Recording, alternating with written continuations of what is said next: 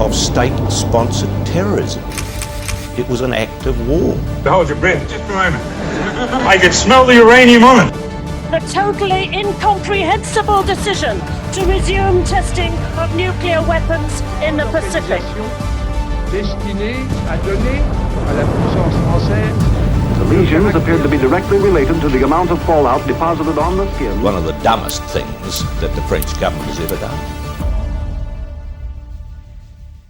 I want to tell you a story. In 1985, a couple arrives in New Zealand for their honeymoon. They take photos, tour the country, make memories for themselves.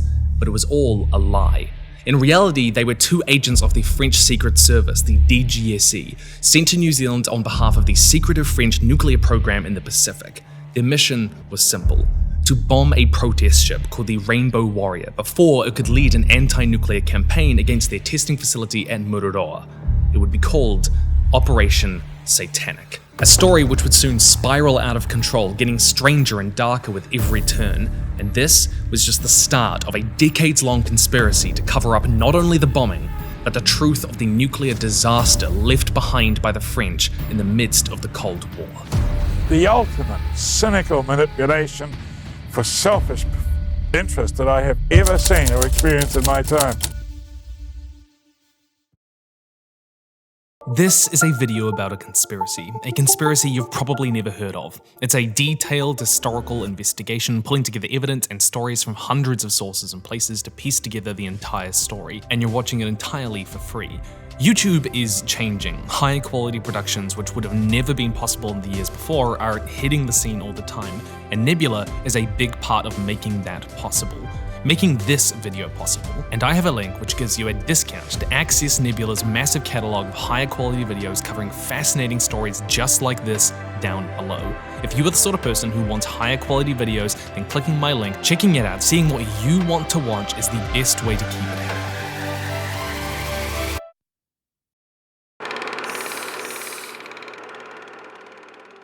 The French government faced a problem. The Cold War between the United States and the USSR was heating up. Korea, Vietnam, Greece, China, Guatemala, the Cuban Missile Crisis, Cambodia, and casting a shadow over all of these conflicts was the bomb.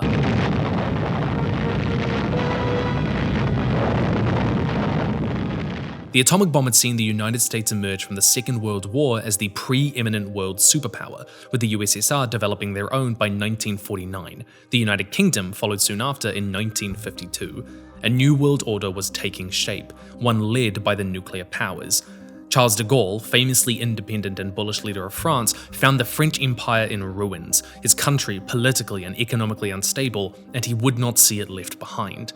He, along with many others in the French government, saw the bomb as a shortcut to France being viewed as an equal amongst the great powers again. And in 1960, Project Gerbera Bleu would see France emerge as the fourth nuclear power. But having the bomb was not the same thing as being a superpower. The US, UK, and USSR all had bigger and better weapons.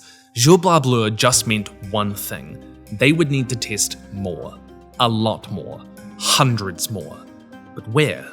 17 tests were carried out in Algeria, but after the Algerian War of Independence and the testing site becoming unreliable, they moved it all the way across the world, to French Polynesia. But this was not a purely practical decision.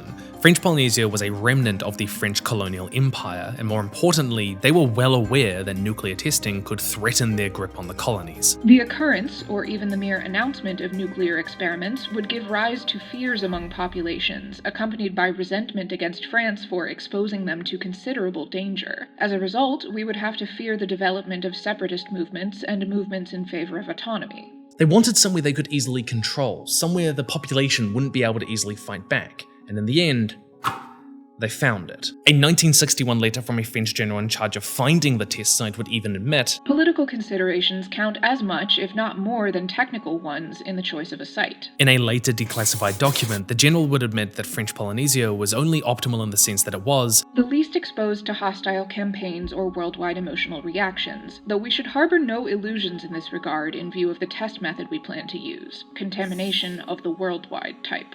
The French knew what their bombs would do, and so they chose a place full of people who could not stop it if they wanted. A place, in their own words, that the rest of the world isn't likely to care about. They selected a series of atolls, mostly Mururoa and Whangataufa, far from most powers who might object and especially posing no risk of radiation hitting France itself. And to prepare Mururoa as the testing site and tighten their grip on the French Polynesian colony, the French began removing Polynesian politicians who might get in their way, namely an official called Porvana Auba, who voted for independence some years before. He was condemned to prison and given a 15-year exile for supposed incitement of violence. The remaining politicians were easier to convince, paving the way for their secretive nuclear program there. Money and manpower was poured into the local school curriculum to push French culture and deepen their grip on the population. But even as the French set up their new test site in the Pacific, they became very wary of two other countries in the region, Australia and New Zealand, both of whom had far wider international connections and militaries of their own that had also become hotbeds of the anti-nuclear cause. And on July 2nd, 1966, at 5:34 in the morning, France detonated a 28-kiloton bomb codenamed Aldebaran, twice as powerful as the one dropped on Hiroshima, ushering in a new era for the small Pacific country and changing the landscape forever. Now, France was not the first country to test in the Pacific. The United States had tested in the Marshall Islands, while the UK had tested in the Australian outback, but this was about to be on a whole other level. To truly understand the scale of what we're talking about and how all of this led to Operation Satanic, we need to understand a little bit about the 4 different kinds of nuclear tests. The first category is underground, when the bombs are placed in these deep shafts in the earth designed to control the nuclear fallout, but necessarily causing seismic activity and can often contaminate drinking water sources. The second is underwater, which casts out vast clouds of radiation, steam, and water, but otherwise limits how far the radiation can go. The 2 truly devastating kinds are atmospheric and exo-atmospheric, and unfortunately for us, these are the ones France truly wants to do. Atmospheric tests could simulate the impact of a bomb on a city of millions, but they are uncontained. They detonate in the midair or in the atmosphere, and by nature, allow the radiation to sprawl across the sky in multiple directions, carried by the wind for thousands of kilometers outside the control of the test site, and coming back down in radioactive rain and wind. Exo-atmospheric tests are much higher. They can wipe out satellites and release a powerful EMP, capable of starting fires and shutting down enemy infrastructure. The danger of these immense weapon tests was quickly recognized, and in 1963, the nuclear powers came together for the Partial Test Ban Treaty, hoping to stop atmospheric and exo-atmospheric testing, but France refused to sign. They had work to do in Polynesia. Anti-nuclear resentment had been growing for a long time in the Pacific. The great powers had been dumping their radioactive waste in their ocean. In 1954, the US Castle Bravo test showered the people of Rongelap and Utrecht with fallout, leaving them with radiation sickness and killing a fisherman there. This event catalyzed a new environmental movement in the region. Greenpeace established a base in New Zealand and began coordinating action throughout the Pacific, one of which was Operation Exodus, an effort to evacuate the 300 residents from the Rongelap Atoll affected by US nuclear testing. It involved hundreds of people and dozens of boats working together, including the Greenpeace flagship Rainbow Warrior. Aboard the Rainbow Warrior there was Portuguese-Dutch photographer Fernando Pereira, father of 2 young children and a passionate environmentalist and anti-nuclear peace activist, whose photos would bring the plight of the Rongelap Islanders to worldwide attention. But with France arriving on the scene, determined to carry out even more tests than any other power had in the region, bringing back the fear of atmospheric nuclear testing, things were only set to get worse.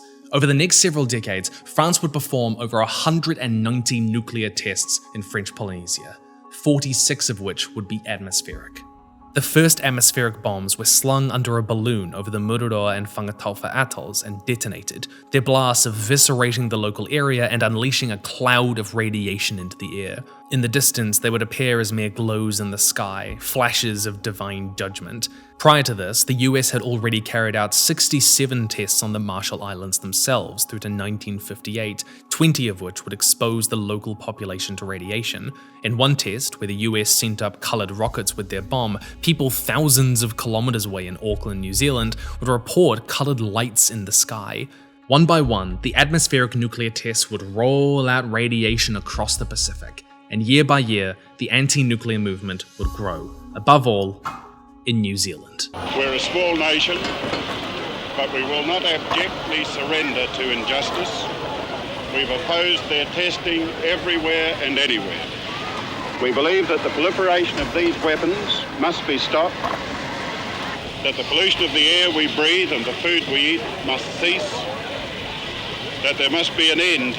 Despite New Zealand's diplomatic protests, French tests went ahead. In 1966, President de Gaulle visited Tahiti to watch a nuclear blast.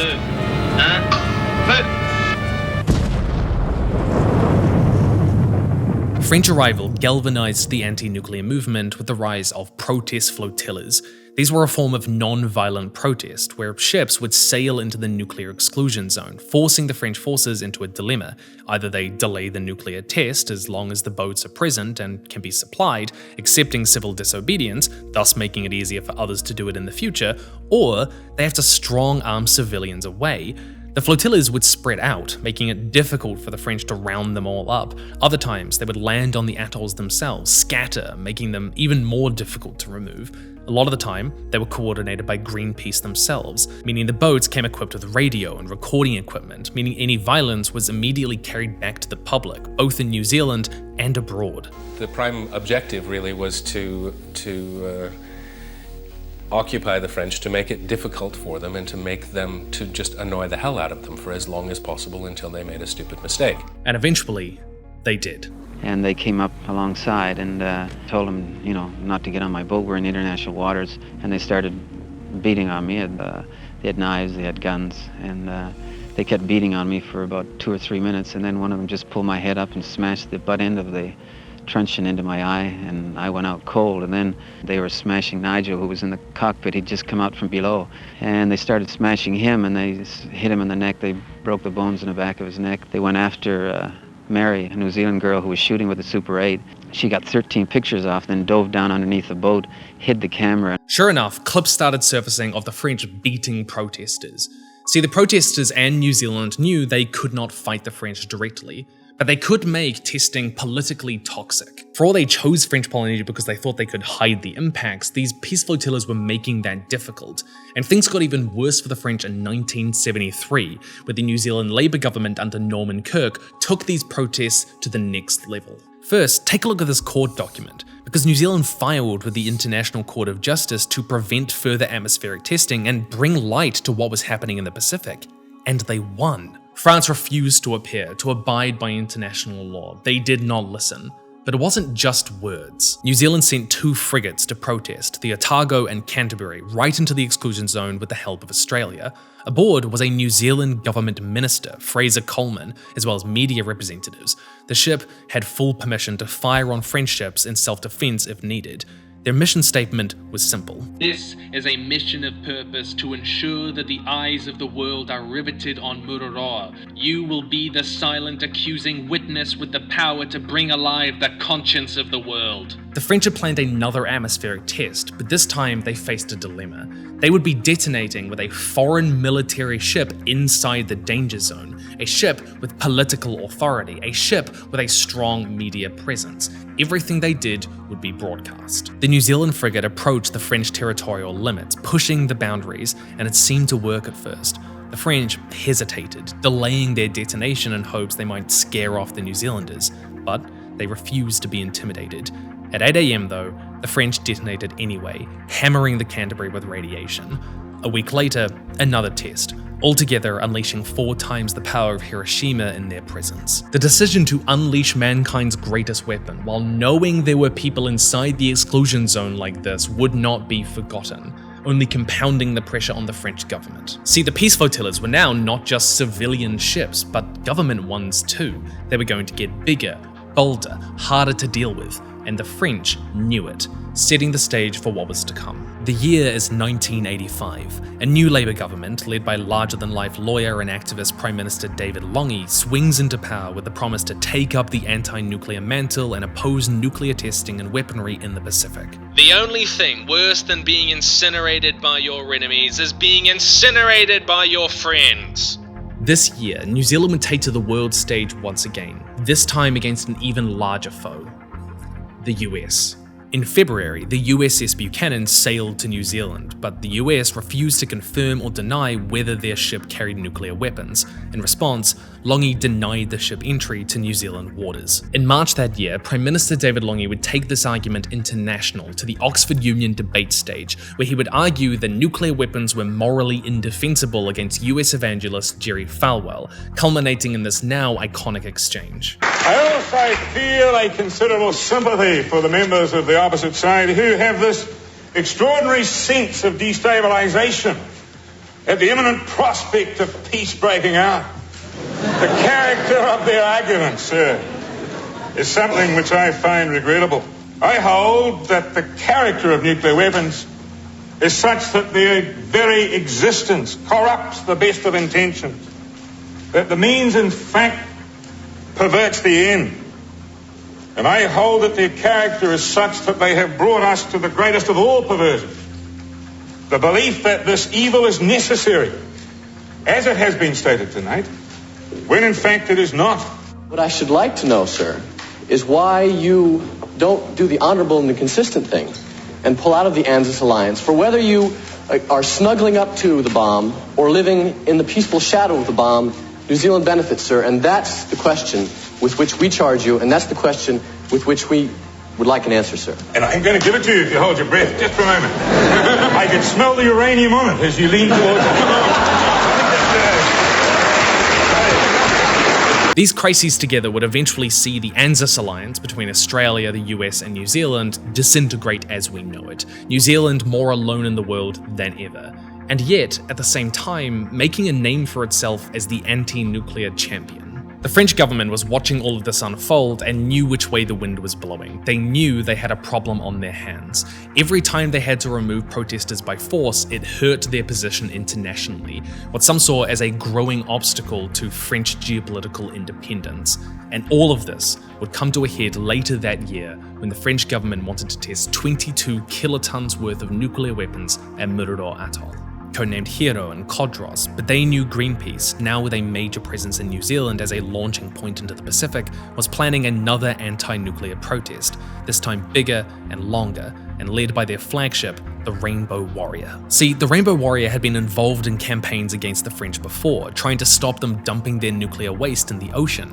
Bigger and tougher to deal with, unlikely to be intimidated, and able to sustain a much longer protest, the fear was it could force its way into the nuclear testing zone, with the only way to deal with it being to shoot at it. Let's be clear, a PR nightmare, and director of French nuclear testing at Mururo, Admiral Hen Fages, knew it. He even sent a warning to the French government that Greenpeace was going to step up their efforts in Mururo to stop and disrupt tests, and he wasn't sure what to do. Faced with this reality, somewhere in the bowels of the French government, a plan was put together.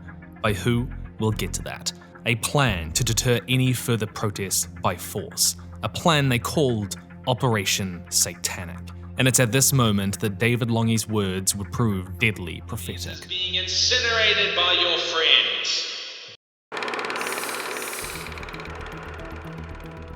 The first step in Operation Satanic was reconnaissance, and so the French Secret Service, the DGSE, sent Christine Carbon ahead to gather information under a false passport as Frederica Bonleur. She had been involved in sabotage operations before. She arrived in New Zealand April 23rd, just as another peace protest managed to delay the Quersion 13 kiloton test at Mururo. She posed as a passionate environmentalist and geomorphologist, the trick being that she genuinely was one in her private life. She showed herself at the Greenpeace office in Auckland, the largest city in New Zealand, and the base from which many of the protests were launched. She came with a forged recommendation from the Greenpeace branch in Paris, and for the next 6 weeks she infiltrated the organization. She made friends, she flattered with them, and she made an effort to end up alone in the offices so she could go through private documents and take photos. Her task was to ascertain exactly how big the protest would be, how it would be conducted, and critically, how best to undermine it. Carbon collected maps, toured the country, learned the easiest places and routes for the other agents to travel undetected. New Zealand, an island country about as far away from the rest of the world as possible, was not accustomed to having to defend its borders from foreign invasion. She settled on Parengarenga, a harbour at the northern tip of New Zealand, relatively unmonitored, far from a major police presence and a common spot for tourists, as a place for other agents to land. She learned the Rainbow Warrior would be harboured in Auckland at Marsden Wharf for quite some time before the protest. She found its design plans, its weak points. She found which other ships would be involved in the flotilla, and she mapped out the roads and locations far from prying eyes of law enforcement for the meetups and escape routes. Her task finished, Gabon left the country on May 24th, completely undetected by the New Zealand government or Greenpeace itself. She moved to Israel. With the intel provided, the DGSC settled on an idea to destroy the Rainbow Warrior itself, cut off the snake at its head, scare off future protests, and set an example. And to do that, they came up with two plans. The first plan was to contaminate the Rainbow Warrior's fuel with bacteria, rendering the fuel useless and destroying the engine. The ship wouldn't be able to sail for months, delaying the protest, and it would be likely undetected for some time. This was ruled out as logistically difficult. A second plan was to plant a small bomb on the stern, disabling the ship without sinking it or risking anyone getting hurt. But someone there thought this wasn't enough. They needed a statement, something indisputable, something which would truly send a message. France did not want to look weak. And so they drew up a third plan. 2 bombs, a smaller one attached to the engine room, and a second, larger bomb attached to the hull. Together, they would send the Rainbow Warrior to the bottom of the ocean.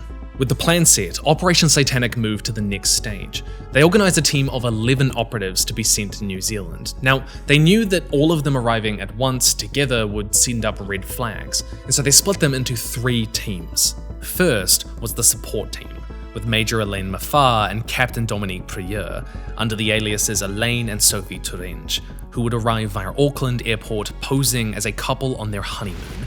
A couple was unlikely to be flagged by the New Zealand security services as out of the ordinary. They would travel on fake Swiss passports to put distance between them and the French DGSC. Prieur had infiltrated activist groups before, while Mafar had carried out operations similar to Satanic. They would be the liaison between the other 2 groups and dispose of evidence in the aftermath. Then there was the operations team. Petty officers Roland Verge, Michael Bartello, Gerard Andres, and the strange character of Dr. Xavier Manigay, a military diving doctor who would pose as an eccentric and wealthy adventurer. All, save Manigay, would travel under aliases of their own. The operations team would travel to New Zealand on a yacht, the Overe, travelling not directly from France itself, but from New Caledonia, appearing as tourists in the region. Arriving via boat allowed them to bypass much of New Zealand's security, and in that, bring all the equipment for the mission, the diving gear, a Zodiac boat, and above all, the 2 bombs. They would give the equipment to the support team, who in turn would give it to perhaps the most secretive and important group in the operation, the attack team, composed of Jean Camas, Gerard Royal, and Jean-Luc Kister. Now, as a note, I do call Jean Camas Jacques Commurier, which is his alias name, throughout this video, but they are the same person. They would pose as hiking and skiing tourists, here for the home of bungee jumping, extreme sports, but in truth, they were trained diving and explosive experts, some of whom had killed before. They would carry out the attack itself. Above all 3 groups was Colonel Louis-Pierre Delay, flying in alone as the mission leader, responsible for coordinating the different teams, and the last, perhaps most mysterious figure, Francois Regis Verlet, whose role is still disputed. By dividing it up like this, it would be harder to connect the attack team to the equipment, or the support or operations teams to the attack, or the French government for that matter. At least in theory. The Overe arrived in Perringa Harbour June 22nd, the same day Mafar and Prieur arrived in Auckland via plane. A day later, Colonel Louis-Pierre Delay arrived at his residence in the Hyatt Hotel overlooking Marsden Wharf, where the Rainbow Warrior would anchor. The Overe would make its way down to Whangaroa, then Whangarei by the 28th. In secret, the nuclear submarine Ruby was sent to New Caledonia in case something went terribly wrong. Either way, each team went about their cover. Mafar and Prieur were a honeymooning couple here to see the sights of New Zealand, while the operations team were an enthusiastic yachting group trailing down the coast. Meanwhile, the operations team went about acquiring satellite navigation equipment and night sailing tools. July 7th, the Rainbow Warrior and Greenpeace fleet arrives in Auckland to a fanfare. They were taking the fight to the French, and unknowingly sailing right into a trap. On that same day, the attack team arrived in Auckland as tourists. The operatives knew that contact between random groups of French tourists might attract unwanted suspicion, so they limited contact until July 8th, when the operations and support teams met up in a secluded forest near Whangarei. The operations team handed over the diving gear, the Zodiac, the navigation equipment, and the bombs to Mafar and Prieur. They used this time to establish a story, a whole other reason they might have been in New Zealand. They would bring all the tools, but they would be entirely disconnected from the bombing itself, muddying the trail. July 9th, the Ovair would depart Whangarei, fleeing the country for Norfolk Island, an Australian territory outside New Zealand waters, leaving before the bombing, undetected, and before the authorities could catch them. Or so they thought. Acting as intermediaries, Mafar and Prieur would then travel to Parakai, just northwest of Auckland, to connect with the attack team. All the pieces were set, the storm clouds about to break.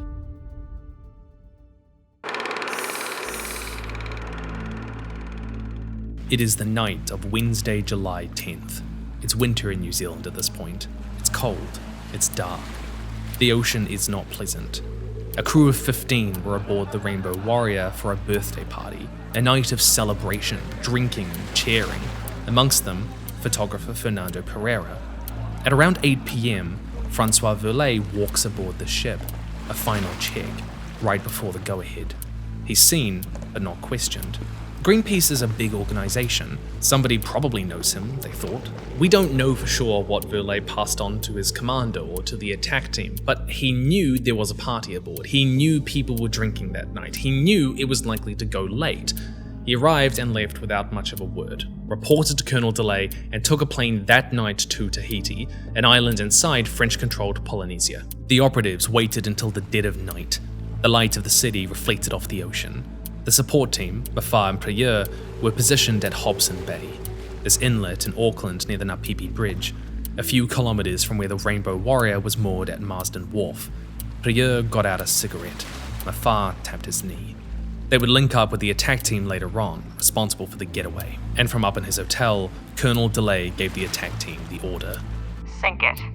The attack team, Kumar, Keister and Royale, set up the Zodiac, an inflatable dinghy, likely around here, in the dead of night, around 8:15. The three of them made their 3.5 kilometre journey up the coast in the night into the harbour where the Rainbow Warrior lay. The distance was in hopes that anyone who saw them would not know where they came from, nor where they were going. The Zodiac stopped 500 metres from the Rainbow Warrior itself. They couldn't risk the sound or sight arousing suspicion. Kumar and Keister kitted up with specialised diving gear, which didn't even release a trace of bubbles to the surface. They dived with the bombs and headed for the Rainbow Warrior. They did not surface a single time in the operation. At 8:50 p.m, they fixed the first bomb, a 10 kg limpet magnetic mine, to the engine room. Then they fixed the second, larger, 15 kg magnetic limpet mine to the hull near the propeller. Above them, just 5 meters away, the Rainbow Warrior crew drank and laughed together. A last hurrah, and they didn't even know it. Even knowing there were people aboard, the mines were set for just before midnight. The larger bomb would go off just minutes after the first. The divers returned to the Zodiac virtually undetected around 9:30, though they missed the pickup point and ended up in Okahu Bay, some kilometers further down.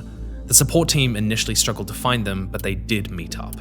They dispose of the boat, the gear, and then disappear. The party goes on, good times all of the round, some crew even returning below deck to bed, until midnight approaches.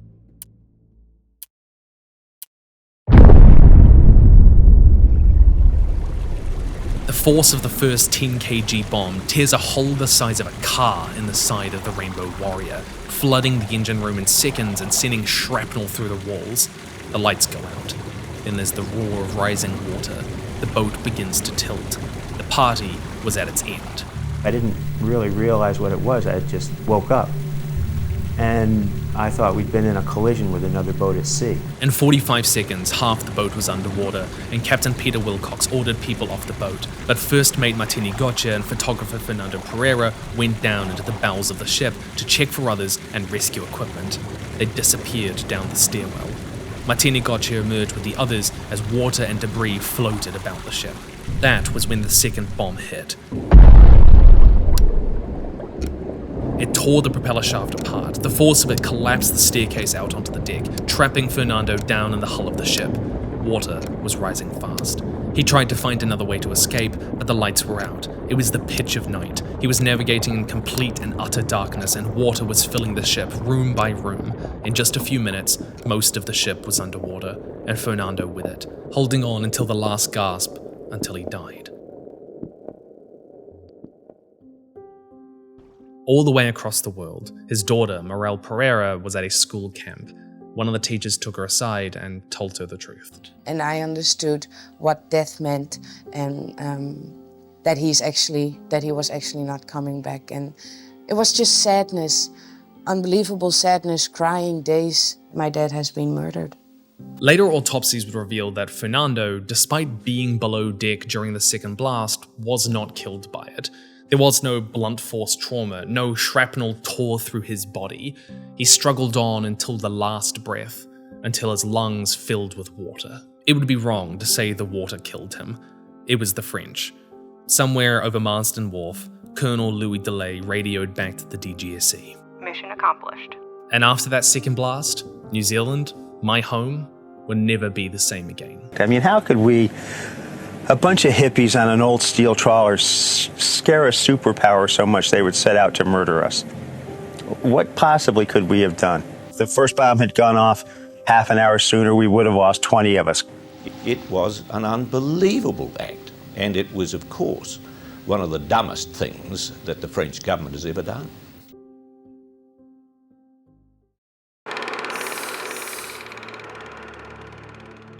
At first, police assumed this was an inside job, Greenpeace sabotaging their own ship in a PR stunt gone wrong, but suspicious details soon rose to the surface.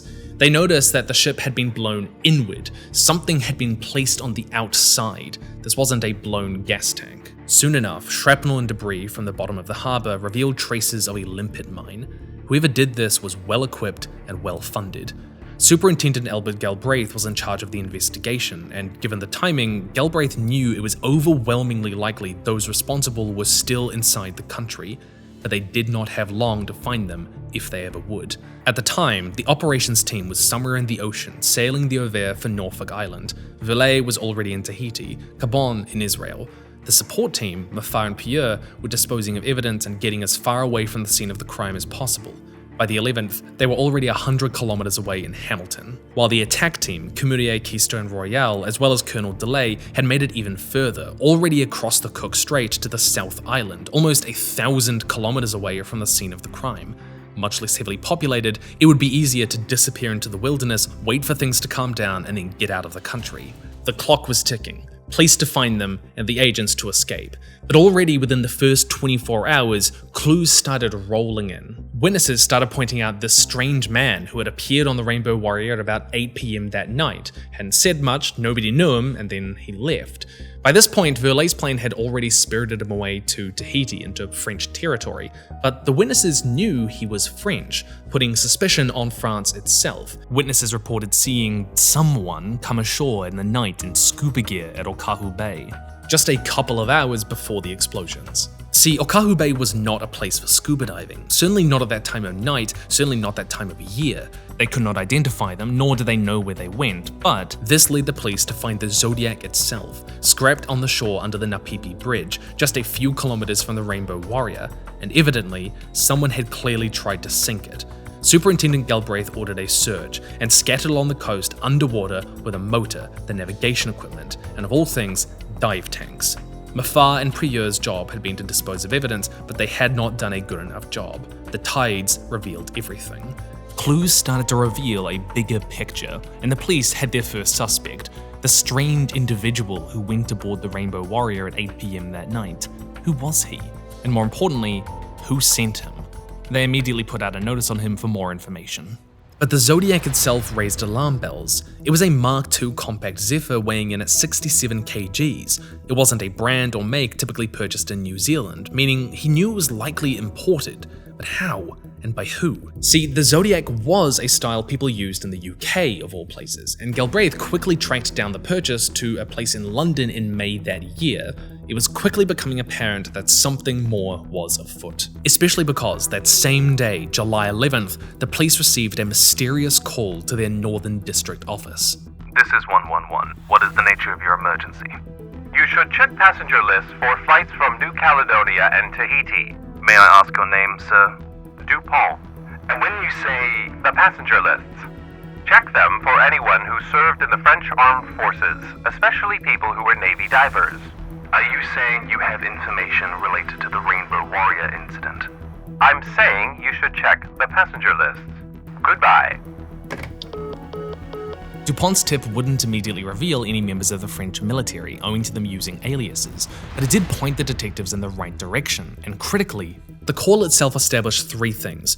One, their knowledge of the Navy divers, which certainly was not public information yet, suggested intimate knowledge of Operation Satanic from the inside. Two, it suggested New Caledonia and Tahiti were possible escape routes for those involved, which would turn out to be true. And three, between that and the caller being French themselves, it only casts further suspicion on the French government. Dupont's true identity would never be revealed. Friday 12th, Galbraith officially requests assistance from the SIS, the New Zealand Security Intelligence Services, and shuts down Auckland and Wellington airports, closing a trap on the support and attack teams. And around the same time, a strange note would be posted anonymously to the police, which read, "We'll cruise you all like the Rainbow Warrior. No more Vietnams. The Pacific will not be another Lebanon." A threat? Someone taking responsibility? They tracked the note to Better Dead Than Red, an anti-communist organization who was supposedly made up of military vets, but there were too many other clues already in play that pointed towards the French. But two big breakthroughs happened later that day. First, when a customs officer in Whangarei reports the strange behavior of this crew of Frenchmen he encountered. He talks about them ordering satellite and night navigation equipment, but clearly not being hobbyist sailors and probably having no need for it. When Superintendent Galbraith asks them about the name of their boat, he tells them, the Ovea, and it's currently charting for Norfolk Island. The second breakthrough was even bigger. Mafar and Prieur were hiding out in the North Island, but they faced a dilemma. They knew the SIS, the police, were after them, the airports were closed, they were looking for Frenchmen, but they had a rental car, and if they didn't return it, then that might send up red flags as well. Whatever their rationale, whether it was incompetence or a strangely calculated decision, Mafar and Prieur returned to the rental company in Auckland, just 2 kilometers from Marsden Wharf and the Rainbow Warrior itself. Assumedly, they thought they could just blend in with the city. The store clerk, though, noticed there was this strange tension between the two of them and gets another staff member to alert the police. Prieur and Mafar try to leave, but they're stalled over a receipt, and by the time they do, the police are on the premises. They hear sirens coming around the corner. Galbraith asks Interpol to check their passports, and sure enough, they turn out fake. The numbers were all wrong, and more importantly, their Swiss aliases of Sophie and Elaine Thuringe were based on real people. The real ones had died some years ago.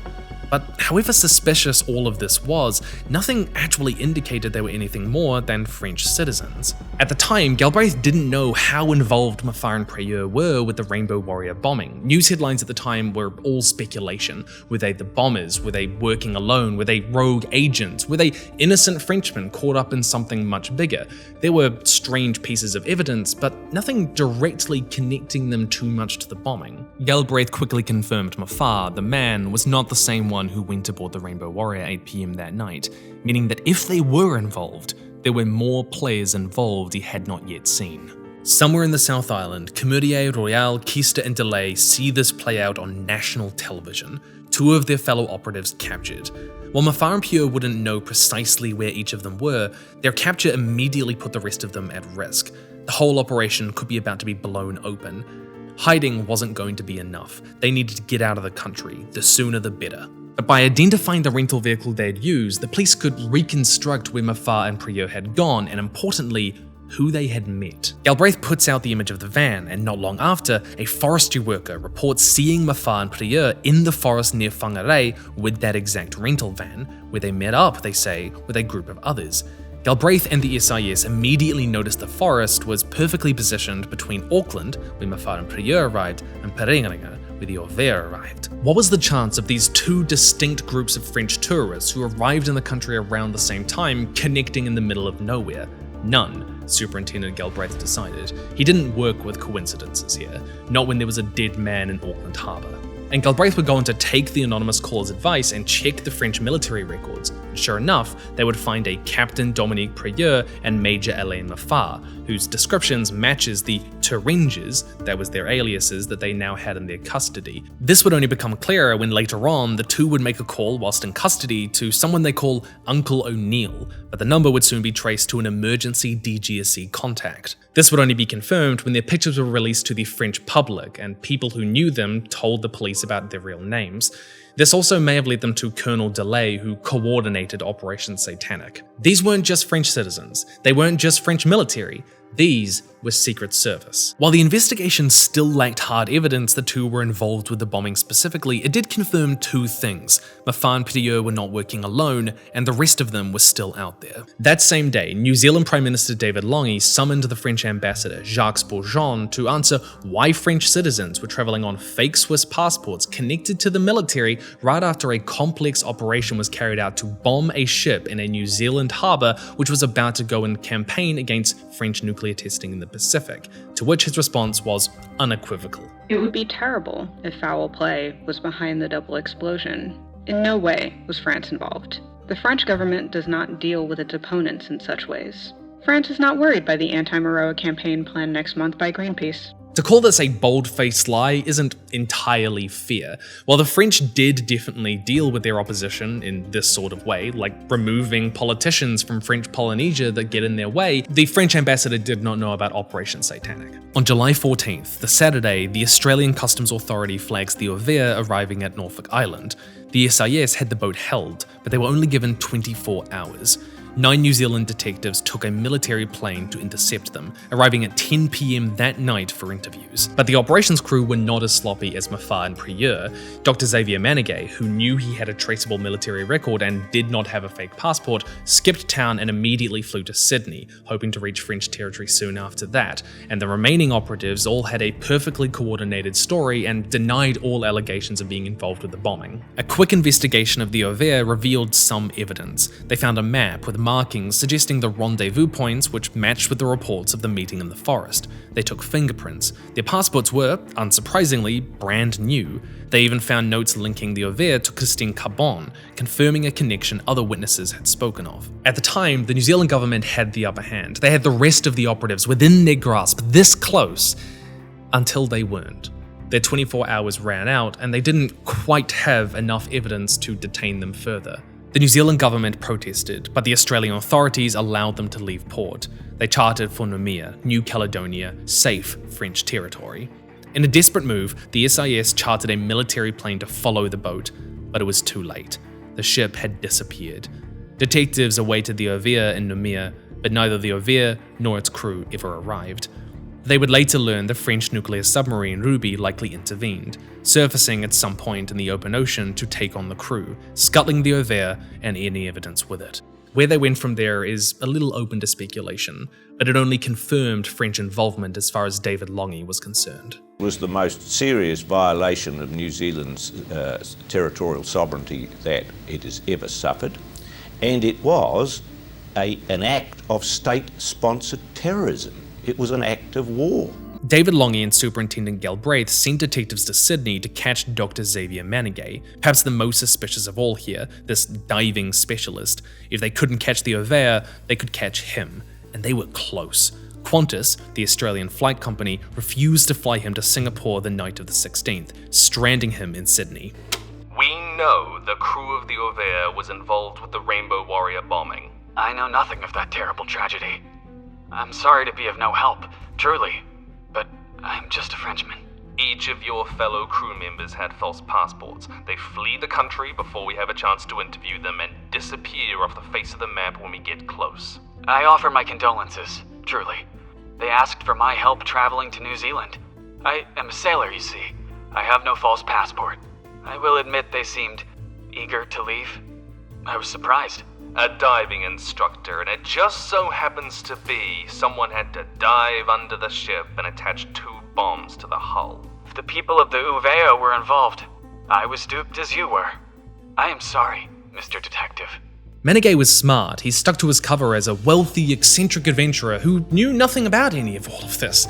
And it took until the 19th to gather enough evidence to arrest him. Right now, it might feel easy and obvious to connect all of these dots together, but at the time, the fog of war was heavy, and there still wasn't any clear, concrete evidence that connected any of these people directly to the bombing itself, just suspicion, circumstances. And it took a long time for all of this evidence to really fit together. Only a journalist would tip Menegue off, and he disappears, likely to Singapore. The trail went cold. They would find another empty hotel room, another operative gone. But something wasn't adding up. Mafar and Prieur were only in charge of the van, and they weren't trained divers as far as anyone could tell. Suspicion largely fell on this Dr. Xavier Menegue, this military diving doctor, but the timeline wasn't matching up for him either. The crew of the Ovea left the day before the attack, and there were 2 dive tanks found on the beach, not 1. And from this was born another theory in the halls of the SIS. There had to be a third team, responsible for the bombing and the death of Fernando Pereira, and likely still in New Zealand. At the time, Colonel Delay, Keister, Camurier, and Royal were deep in the South Island. They toured the country for weeks, mostly in the rural, unpopulated areas of New Zealand. The police would not be looking. More importantly, it would muddy the trail of where they've been and for how long, how connected they could possibly be to the Rainbow Warrior itself if they were ever caught. And it kept them close to Christchurch, the only unrestricted airport in the country where security would likely be lowest. Like Menegue, they were careful. In fact, the police only barely theorized they existed at all. They knew nothing about them. They did not know their names, their whereabouts, or their history, or the totality of their role. But they also knew the longer they stayed in New Zealand, the higher the chance Mafar and Prieur might trade information about them for some kind of leniency. Even if it was riskier getting out, they needed to try. Galbraith and Longy ordered a manhunt, agents spreading across the country. A photo of Keister and Camurier hiking in the Alps would surface. Delay would be sighted in Queenstown. Somewhere deep in the Auckland Police headquarters, detectives were working late into the night. They were following up on that anonymous DuPont tip to check the flight records for New Caledonia and Tahiti. The work had been slow, difficult. It had been put aside at first. The tip hadn't revealed anyone who served in the French military, owing to their fake passports, until the detective stumbled across a man called Jean-Louis Domande, a lone Frenchman who arrived just a day before Mafar, Prieur, and the Ovea. While not suspicious on his own, investigators were looking to where he had been, what he had done, and who knew. It turned out he had been staying at the Hyatt Hotel, only to find it overlooking, of all places, Marsden Wharf, where the Rainbow Warrior had been anchored. Either this was another coincidence in a chain of coincidences, or they had just discovered another player in the game. Jean-Louis Domande was, of course, the alias of Colonel Delay, coordinator of the whole operation, and more importantly, a man who, they discovered, had left his hotel around the time of the bombing. Mafar and Prieur refused to confirm or deny anything. They insisted, they were just French citizens, nothing more. They knew nothing of their handler. It is not quite clear when the police pieced this all together, when they fully discovered Domande and what he had been doing. But before all this information could come together into anything concrete, each of them would have escaped. Delay fled the country via Christchurch Airport on the 23rd. Keister, Royal, and Camurier would make it back to Auckland and fly out from there on the 26th, their cover unbroken, undetected, just under 2 weeks after the attack. They disappeared, likely into French-controlled territories in Africa. The third team vanished before the police even truly knew they existed.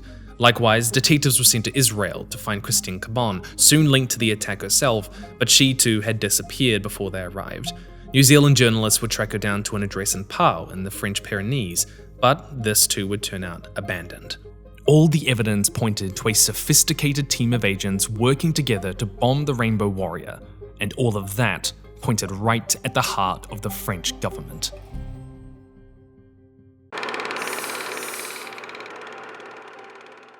With Mafar and Prieur arrested, the crew of the Ovea disappearing, the truth leaking out into the open, the French government was in damage control mode, and a cover-up was well underway. At the time, the head of the attack team branch of the DGSE, the organization within the Secret Service who carried out this sort of operation, was Colonel Jean-Claude Lescure.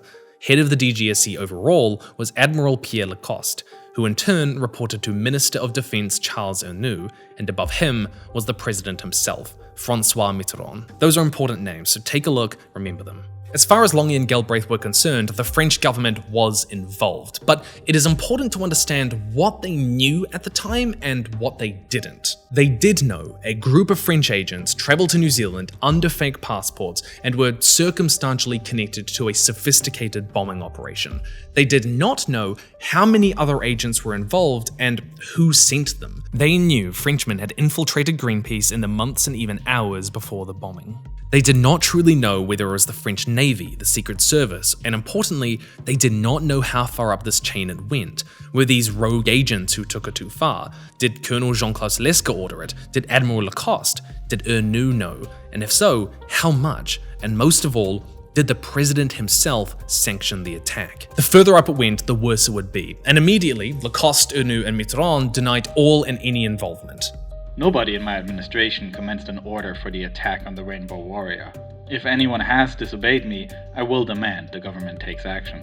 In fact, things looked like they were going to take a turn for the better for the investigation, because President Mitterrand himself ordered a completely open, independent investigation into the attack. He appointed Bernard Tricot, a retired statesman well respected and loved in France, who once served as chief of staff to Charles de Gaulle. There was real hope this investigation would bring the truth to light, bring real justice. New Zealand detectives were invited into the process. But already, strings were being pulled to ensure the truth would never be uncovered. Tricot interviewed a dozen operatives at the DGSE, Colonel Lesker, Admiral Lacoste, Defense Minister Ernoult, and even President Mitterrand himself, and their interviews revealed a lot. You admit there were agents in New Zealand at the time of the bombing? This is true. We had agents in New Zealand, as the British have theirs and the Americans have theirs. They were simply there to observe. And when interviewing Defense Minister Charles Ernoult, Tricot would ask about a specific document he finds within the DGSE which talks about Greenpeace, one which came after the director of nuclear testing in French Polynesia asked for help. There's a line in here about agents needing to, quote, foresee and anticipate Greenpeace's plans. What does that mean? It was nothing. A surveillance mission. All I ordered was the intensification of information on Greenpeace, given their activities. A little more than collection of information, perhaps, but certainly never rising to action. The Tricot report was released August 20th, a month and a half after the bombing. All that I have seen and heard brings me the certainty that on the government level, no decision was taken that the Rainbow Warrior should be damaged. There is one thing I am really sure of, that there was no government directive, even veiled in some way. It is possible that it was somebody other than the French. The report was a blow. While it did acknowledge there were agents in New Zealand at the time of the bombing, it insisted that they were just there for surveillance, to keep a track of certain scientific figures, to look at Greenpeace, and certainly that nobody like Ernoult or Mitterrand or Lacoste knew about anything. They certainly didn't order it. Any confidence New Zealand had in the French at that point took a 15 kg limpet mine to the hull, because David Longy knew in his gut there was a cover-up in play here. It's here we find the first player in this conspiracy. See, the head of the DGSE, Admiral Pierre Lacoste, had organized those involved in Operation Satanic to coordinate their stories. While the DGSE did not know exactly what evidence New Zealand had, they did know roughly what stuff they hadn't figured out yet. They did know New Zealand didn't have a full grip on the truth or know how far up the chain of command the operation went, and they exploited this. By admitting to having French agents in New Zealand at the time, and even naming some agents New Zealand hadn't quite figured out yet, they could give just enough information to be seen as plausible internationally while still clearing the government of any responsibility. They also certainly prevented any information about the third team getting out, because they knew New Zealand didn't have hard evidence. A covert operation like Satanic, though, was likely to leave a paper trail, and yet very little was found, suggesting Lacoste and the DGSE possibly destroyed them before Tricot could find them. The problem with the Tricot report was how obviously a lie it was, how obviously a cover-up it was. Too much evidence had already come out in the open, and the French journalists at the time weren't buying it. Either way, the Tricot report gave President Mitterrand the confidence to dismiss French responsibility for the attack. This attack was indeed criminal and absurd, and stupid, but the evidence holds we were not responsible. At the same time, you're not going to believe this, the DGSE ran a counterintelligence operation to blame, of all people, the British for the bombing. After all, the Zodiac is one the UK typically uses. It was bought in London, and maybe it was because they wanted to get revenge for how the French supplied the Argentinians with weapons during the Falklands War just a few years back. Maybe they're trying to make France look bad. And they must have tipped the New Zealanders off because they probably knew about the French agents there, and how likely was it really the New Zealanders of all people managed to track down the Ovea? They even insisted that it couldn't have been the French for technical reasons around the diving equipment. Sources were briefing freely anyone who would listen about British involvement in the sinking of the Rainbow Warrior. They were saying, for instance, that the dinghy had been sold to Sophie Turinge by a member of the SBS who, it was well known, had close relations with the MI6. As transparently false as this was, it probably wasn't the intention to change the narrative completely and pin the blame on the British. Instead, it was more likely just to muddy the waters of evidence, to the point that the average person shrugs and just goes, well, who can know at this point, and stops caring, moves on. But it didn't work. Prime Minister David Lange was on a warpath, and the man who had faced down against the world before would not be deterred. New Zealand, 3 million strong at the time, was behind him. The anti-nuclear sentiment firmly within the New Zealand psyche. And the French probably contributed more than anyone else to cementing it in place forever. It was, I suppose, exactly the opposite reaction of the one that they had been seeking to achieve. In the moments after the Tricot report, it felt like France might get away with this, that the truth, like Fernando Pereira, would be buried forever. But mounting pressure within France, within the French government itself, forces the Mitterrand administration to admit the Tricot report was inadequate, to even issue arrest warrants for the crew of the Ovea, hoping to bring them to justice in some way, seemingly blaming rogue agents, and hoping, of all things, to shield the higher-ups from any responsibility. And it works. For a time, until the morning of the 17th of September. To blow up a private ship engaged in a protest mission, which, however exasperating for the French, was essentially non-violent, is to lay oneself open very clearly to the charge of state terrorism.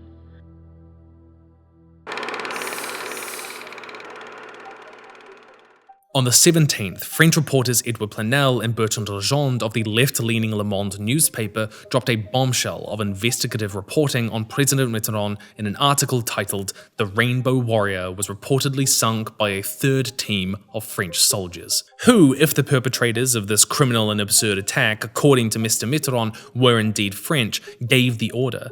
Former and close to the DGSE correspondents lead us to the same conclusion. Who acted? According to them, a third team. 2 combat swimmers from the French army, each having laid a charge. Our informants do not specify their base of assignment, but traditionally, it is the CINC, linked to the action division of the DGSE, that the French Secret Service calls upon for this type of operation. The operation was apparently coordinated by Commander Louis-Pierre Delay, boss of the Espereto base. The 2 direct perpetrators of the attack left Auckland via plane, without being spotted. These 8 officers and non-commissioned officers acted on orders. They could not improve a mission of this magnitude. In this regard, they can only have obeyed their hierarchical superior, Colonel Jean-Claude Lesque, head of the Action Division of the DGSE, a disciplined officer appointed with the approval of Mr. Charles Ernoux. But Colonel Lesque was not a man to act of his own initiative. He himself obeyed Admiral Pierre Lacoste, head of the DGSE. All of this happened in response to pressure from the Directorate of Nuclear Testing Centres in Mururoa, who were very worried about Greenpeace's new campaign, who planned to land, using light and fast boats, on the atolls of Mururoa and Whangataufa during the nuclear testing campaign. But Admiral Lacoste himself is highly disciplined, and it is inconceivable that he would go at it alone. Our sources assure us that 3 other senior officers were in on the operation, designed to halt the environmental campaign and send a warning to Greenpeace. These are Generals Jeanot Lessaz, the Chief of the Staff of the Armed Forces, and Jean Saulnier, the Chief of Staff of the President of the Republic, since appointed to head of the Armed Forces, but also the Minister of Defense himself. While accusations of French involvement had been happening for weeks, this report from Le Monde was devastating. It came with hard facts, supported by an informant deep inside Mitterrand's government who Planel called only the consul, likening him to Deep Throat, the informant during Nixon's Watergate scandal. Not only did this expose the Tricot report as deeply flawed and possibly lying, but it showed the conspiracy went much higher than the French ever wanted to acknowledge, as far as the Minister of Defence Charles Ernoult himself and the Chief of Staff. The article even corroborated suspicions New Zealand already have, that they had circumstantial evidence for, that Operation Satanic hadn't come from the DGSC's action branch alone going rogue without permission, but from political authorities, that went right to the heart of Mitterrand's government himself. Even faced with this accusation, Charles Ernoult continued to deny any knowledge, insisting it was a campaign to make the military look bad. I can only express my indignation. I know well that in the shadow zones of this affair there is malice, a campaign of calumny against the French military. It is unacceptable that those in the military are being implicated like this. The article left President Mitterrand between a rock and a hard place. With just a few months until the election, the opposition was labeling this Underwatergate.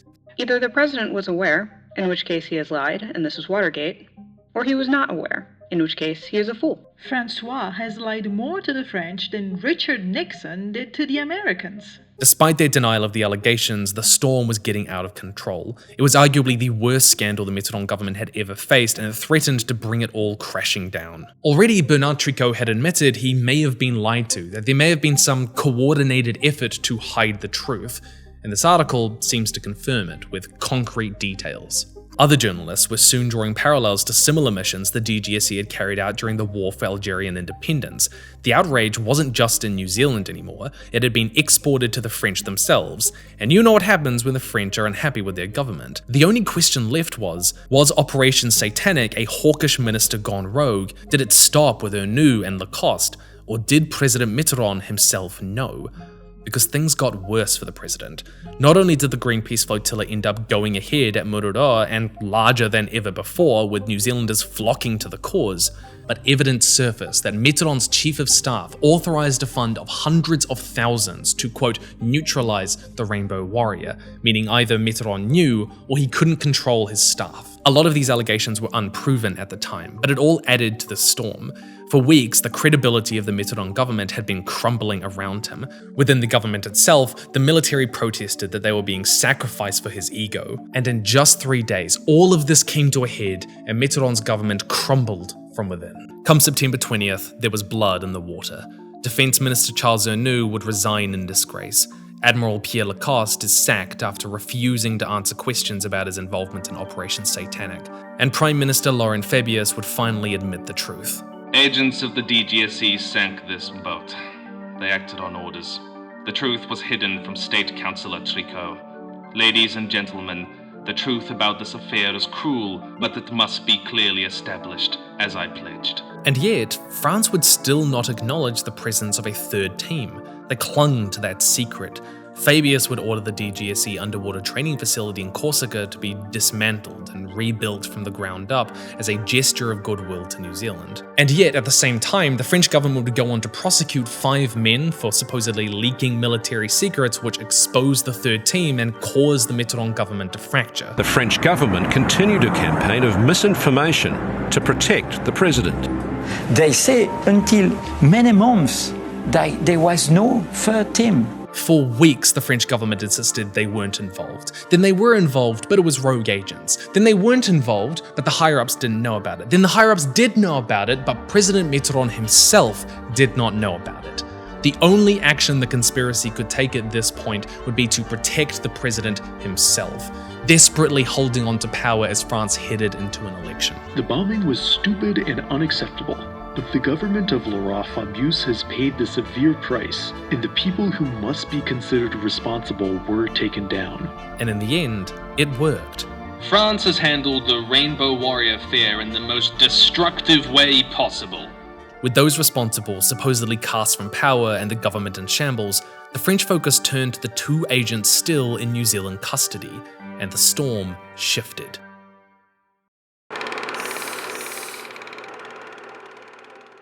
The world was expecting a drawn-out, dramatic, international trial for Mafar and Prieur. It wasn't every day you got agents in a court. But on November 4th, 1985, they entered a guilty plea to a lower charge of manslaughter and arson and willful damage. They would each serve 10 years in prison and not risk a public spectacle. But with this, public opinion in France had begun to turn on the New Zealanders. Not only had the bomb reinvigorated New Zealand's commitment to the anti-nuclear campaign, but the idea of two French citizens being dictated to by a foreign power became incredibly unpopular. In an ironic twist, it was a breach of their independence and sovereignty.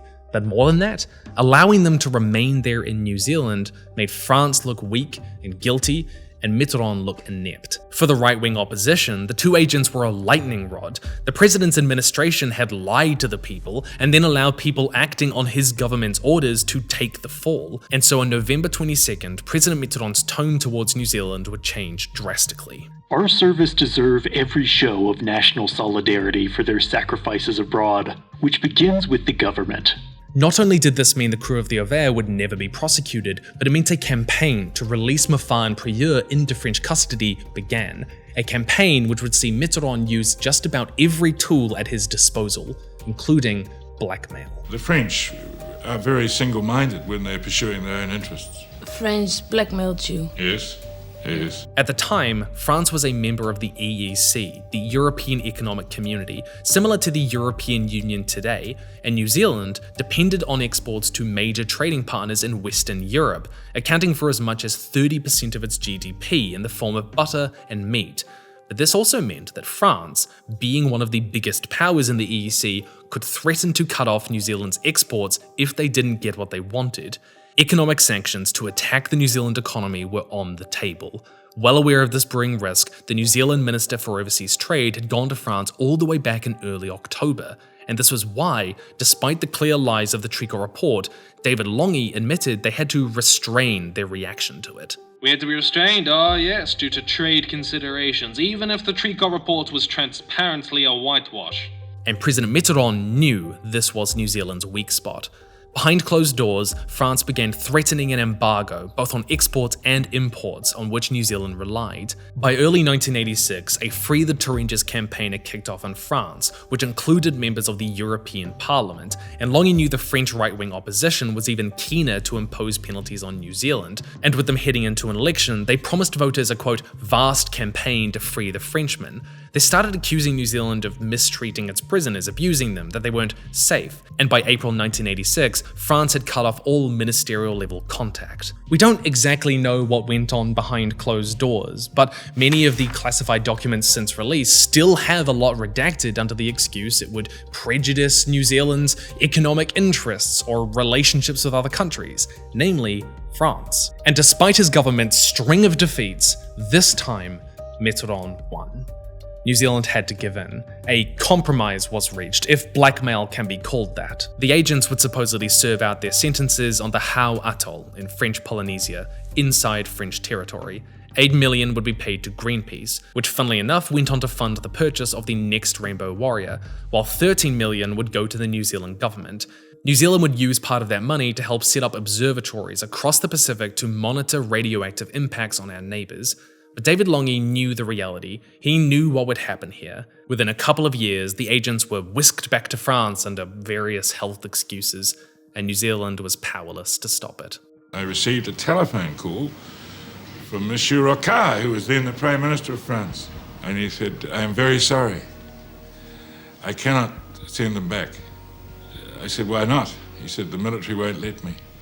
I feel a sense of total betrayal, because they behaved with consistent dishonesty, consistent treachery, and totally in breach of their word.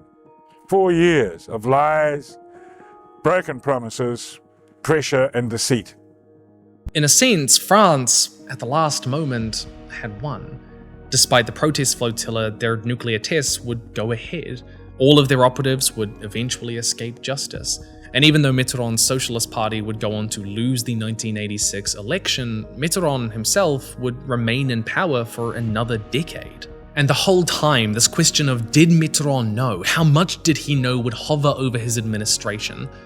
But it wasn't until 2005, 20 years after the attack, that a secret document from 1986 would be revealed. A report from Admiral Pierre Lacoste, head of the DGSE, in which he would write, On May 15th, 1985, I asked the President if he would authorize me to implement the neutralization project that I had studied at the request of Mr. Hernu. He gave me his agreement, expressing the importance he attached to nuclear testing. The authorization was sufficiently explicit. I would not have launched such an operation without the personal authorization of the President of the Republic. If not for the revelations of the press, the government would have denied it until the end. Lacoste insists Hernu not only gave the order, but he was the one who pushed for that third, more violent plan, and that the president himself had given his approval. In a sense, Hernu took the fall for his lifelong friend. It took 20 years, but the truth did come out. But even though this was the end to the Rainbow Warrior affair, this was not the end of France's cover-up, because they had a lot more, a lot deadlier things to hide in Mururoa that they did not want people knowing about. I need to tell you, this story went deeper than I ever first realized. I would learn one thing, and that would lead to another, a whole other layer I hadn't even considered, so much worse than I realized. It was not just the story I'd learned in school. It was bigger and, in a sense, so much more important, so much more complex. Originally, this video was a lot shorter. It would actually end here, the story told. But it felt wrong to not tell the rest of it, to not show you how deep the rabbit hole goes. I could only do that extra work because of my partnership, though, with Nebula, a creator-owned and operated service I am a part of alongside some of the best creators online. Jacob Geller, Curious Archive, Neo, whose own documentaries are insanely high production and well put together, like his video on how the CIA found Osama bin Laden. We are able to create new, bigger, better things than ever before because of how Nebula is set up, how we control it, how we are able to support our own productions with it, like this. And not just educational stuff, it's creating feature films now. We have audio dramas like The Sojourn, which I genuinely cannot recommend enough. It's this tense, fascinating, brilliantly written sci-fi space opera with an amazing production value. The point is, Nebula is the home of some incredible work, incredible people, and you will know what you want to watch better than me. That's why you should check it out for yourself. You should figure out what you like. Click my link below and find what you want to watch. There's more stuff just like this video if you've been enjoying it. But even better, Nebula, you might not know this, but it has a thing called guest passes. This means that if you're a member, you can actually share Nebula, you can share Nebula exclusive stuff that's only on there, that's that higher production value, with someone else for like a week. And if you use my link, it's both cheaper and it tells Nebula that I sent you, which for a video on this scale is super important. I've got the link on screen now as well. I have been upping my game for a while, investing in my channel to try and take it to new heights, and I'm super excited to do that and for you to be with me because all of this has been possible and only possible because of you. Check it out, then come back, and I'm going to start telling you about the cover-up, which has been decades in the making.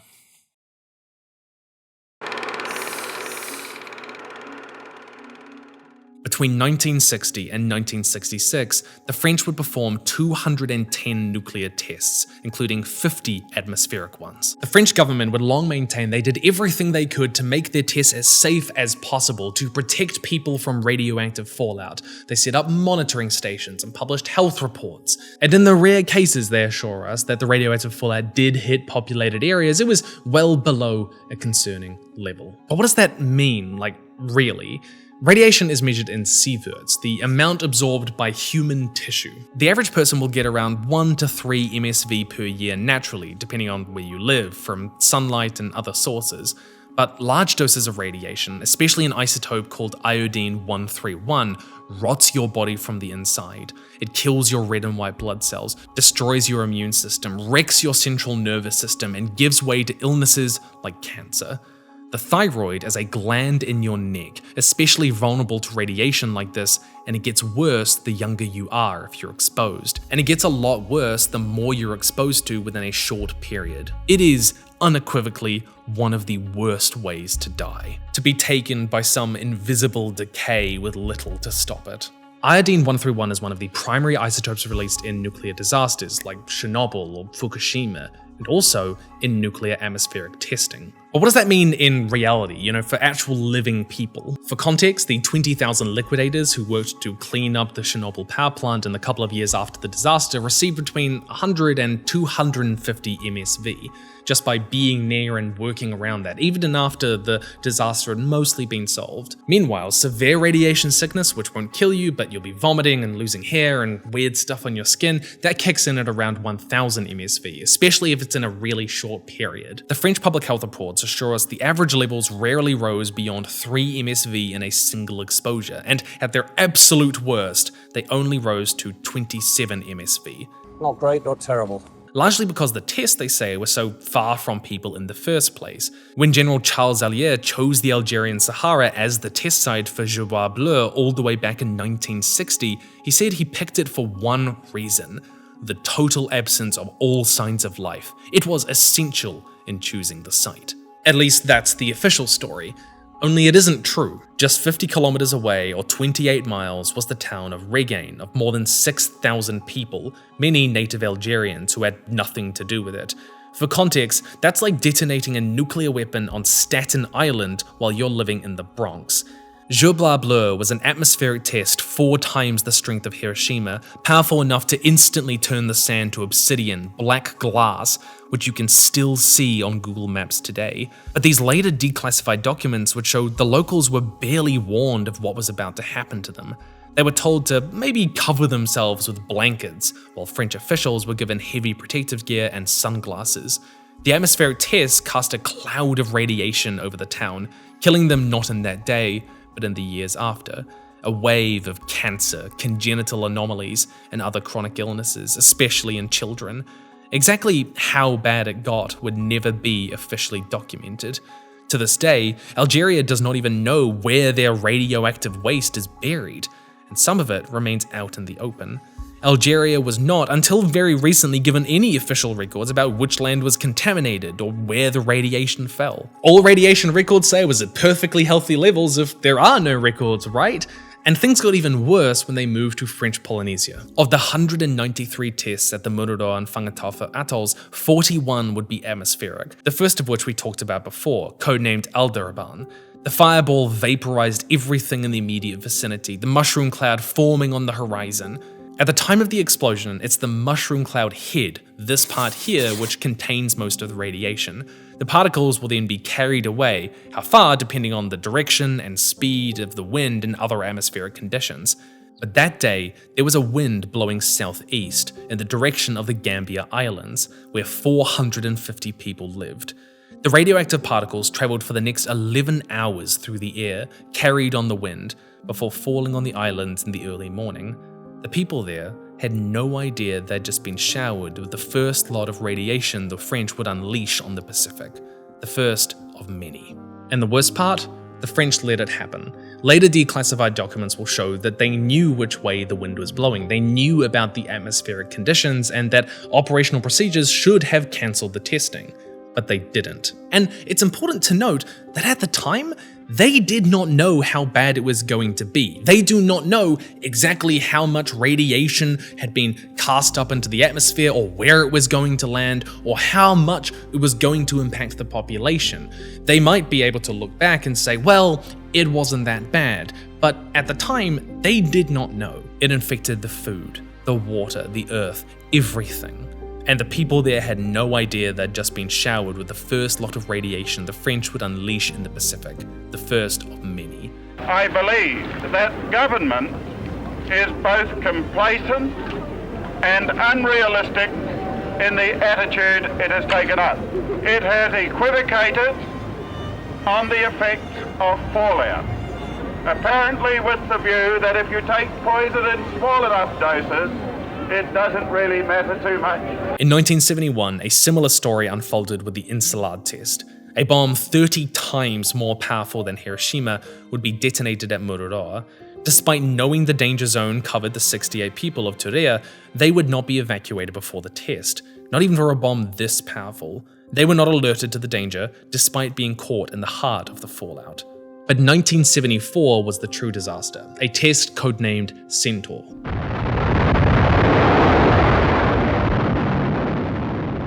The French military planned for the blast to reach 8,000 meters into the sky, at which point the wind would carry it northward. But something went wrong. The cloud only reached 5,200 meters, meaning the wind would not carry it northward, but instead west, towards the French Polynesian capital of Papeete, the island itself with a population of 80,000. The radioactive material was carried across the ocean and showered all across the city, with the population completely at unawares. Their water, their food, their soil was all growing sick. And we know the French government hid how bad it truly was. In 2006, the French government released a health report to document how much radiation hit Tahiti that night. But later investigative reporting by Princeton University and Interpret, a major source for this particular section of the video, would find that French government report removed the data points showing where radiation spiked in the island. Literally, you can see those numbers had been removed in the later map. Here's the one from 1974 at the time of the test, and this is the one published in 2006. Those higher numbers are just gone, removed. Why? To make it seem not as bad. In all likelihood, because in 2010, France would pass the Morin Law, allowing victims of French nuclear testing to claim compensation. Numbers like these would vastly open up the number of people able to make a claim, making it incredibly costly. To this day, only about 500 victims have ever been recognized and compensated. 80% of cases are rejected. And this later investigation would uncover several more, quote, errors in the public data, all of which just happen to make the radiation impact seem better. Measuring radiation intake is complex. It's often not absorbed all at once and in a bunch of different ways, which aren't always obvious. It affects different people differently, especially based on age, and it can be difficult to draw a direct line between the radiation you absorbed and the health effects further down the line. But the bottom line is this. The official numbers say the maximum radiation dose anyone in the Pacific could have received in a short period was 27 MSV, when in reality it was much closer to 57 MSV, as well as just generally higher exposure over the decades living there, all of which culminates together. It is not a death sentence, but it is the equivalent of getting 30 CT X-rays to the head within a short period, and the reality is between 2 and 10 times higher than the French estimates gave in their report. And seemingly on purpose. Either way, it was negligent and cruel. And other leaked documents will reveal the French knew the atmospheric conditions had changed during these tests and still let them go ahead and did not warn people, all to protect their secretive nuclear program. Another would reveal inhabitants of French Polynesia had been secretly flown to France for cancer treatment. And lastly, in 2020, a secret health report from the French Polynesian government would finally be released. It is the first official document to refer to a cluster of cases of thyroid cancers in the Gambier Islands, focalized on the islands subjected to fallout. It leaves little doubt about the role of ionizing radiations in the advent of this excess of cancer cases. They knew. They covered up the damage their tests had done. They covered up their knowledge that it would hit the island. They covered up their involvement in the bombing of the Rainbow Warrior. And they did all of this to protect their secretive nuclear program from scrutiny, knowing what it would cost them on the world stage. The conclusion is simple. French authorities have concealed the true impact of nuclear testing on the health of Polynesians for more than 50 years. And none of this is to mention the impact testing had on the thousands of lives of the people who were in the French military, and I can understand why you might not have sympathy for them. But at the time, up to 60% of people were conscripts doing military service. They may have had no choice in being where they were, being part of this. And their lives were impacted too, often at higher rates. Leaked emails between military personnel would acknowledge as much as a third of those working on the testing in French Polynesia would contract a form of cancer. See, the deceptive nature of France's nuclear disaster is how slow it was. Few people were killed instantly. Instead, they were left with slow, agonizing deaths where their bodies turned against them and they rotted from the inside. They lied, yes, but if you know a bit about radiation, you will know that this isn't Chernobyl levels. It's not Fukushima. It's bad, yes. It's negligent, yes, but it is on a much lower scale. But that's not really the point I want to make here. While the Rainbow Warrior conspiracy may seem insignificant to you, you've probably never heard of it before. The stories of Algeria, or French Polynesia, or New Zealand are by no means unique. The United States carried out 67 nuclear tests in the Pacific between 1946 and 1958, with a similar impact on civilian populations. The Rainbow Warriors Rongelap evacuation was all about that. Or consider Russia testing over 450 weapons at Semipalatinsk, not in their own territory, but in Kazakhstan. They exposed 1.5 million people to fallout levels much higher than that in French Polynesia, and they hid it for decades, leading to a wave of cancers. They dumped 76 million cubic meters of radioactive waste into the Teka River between 1949 and 1952. Or there's the Hickson disaster of 1957, the worst nuclear disaster after Chernobyl and Fukushima you've probably never heard of. The UK itself tested weapons in Australia at Maralinga and Christmas Island, and China would test its weapons in Xinjiang at Lop Ne, leaving its inhabitants with estimated cancer rates 30% higher than the rest of the country. Each and every time, these countries chose to test their weapons in places that the populations could not stop them, and the home population was less likely to care. In the words of one researcher, testing happened at the extremes of empire, selected for their subaltern status at the peripheries of what was defined as civilization. Because I think there's a bigger question underpinning all of this, one we haven't really got into the depths of yet. Why did this happen? Like, really, why did this happen? I spoke before about Charles de Gaulle's ambitions for France to become a superpower, but in truth, France's nuclear policy was born out of the humiliation of World War II. The fall of France, the capitulation of the Vichy government, the horrors it was complicit in. It left France, the French people, feeling unsafe, dependent, stripped of autonomy. Twice now, their home had been the battlefield on which the world's cruelest wars had been fought. We needed to be able to say every power possessing a huge amount of nuclear warheads, if you try to blackmail us, don't try it. We sting them. The nuclear force is above all an instrument of policy, a means to an end, which is not so much security as independence, a diplomatic advantage that reinforces the status of this country and expands the role it may play. De Gaulle was obsessed with French independence. He withdrew from NATO's command structure over it, forced his allies to vacate their bases from France, and pushed for the French nuclear program above all. Defense Minister Ernoult was the latest embodiment of these ideas.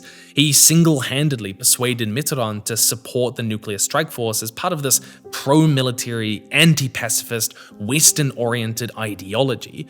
The papers even referred to him in the day as kind of a Gaullism, arrogant, a false Napoleonic superiority, grandeur in the form of isolationism. In the end, it was him who pushed for the most aggressive of the three plans. He saw it as a show of strength. The greater powers like the USSR, USA, UK, France, and China were all prone to pushing around the smaller ones, New Zealand being just one of many.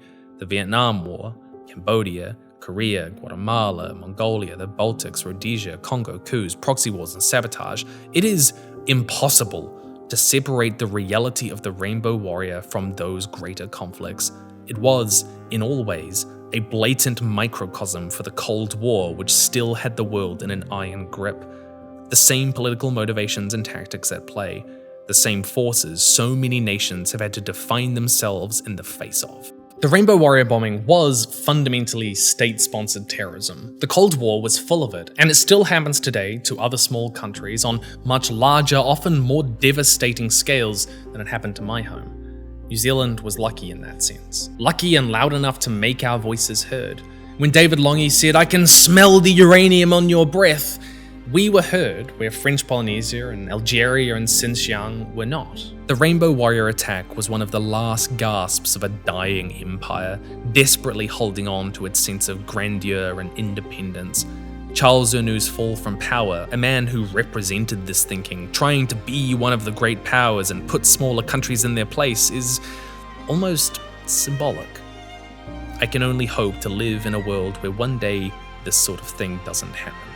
I think it's worth noting that some of those involved in the bombing have expressed remorse over what happened, that they never thought Fernando Pereira or anyone was ever meant to die.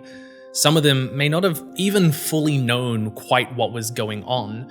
One on the attack team, Jean-Luc Kister, would later say that his superiors told him the KGB had infiltrated Greenpeace as a way to thwart the French nuclear program. We were told that Greenpeace was infiltrated by the KGB. This was the explanation given to us. They themselves may have been lied to. Christine Cabon would write in a private letter of Fernando's death saying, "Why such a monstrosity?" While Maffar would insist he had been against the operation in the first place, and the others would say that they were never told by their higher-ups that there was anyone on the boat, when we know that they definitely knew people were at the time. This far from the fog of history, it is hard to say, but I did think it was worth mentioning. They were also people who have complex feelings about it all.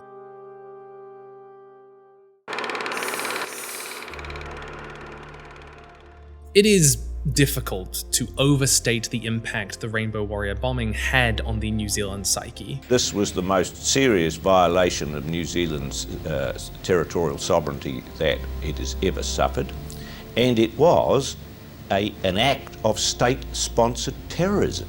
The decision was made clearly to perpetrate sabotage in New Zealand, in a New Zealand harbour, in a supposedly friendly country. And I expect because of our clear sympathy to the non-nuclear stance. The Rainbow Warrior took on a role in the country's life, an icon that gave it confidence and a sort of sense of self-worth and self-vision in a nuclear-free Pacific. For a long time, New Zealand had imagined itself immune to the woes of the world. It could not happen here because it did not happen here.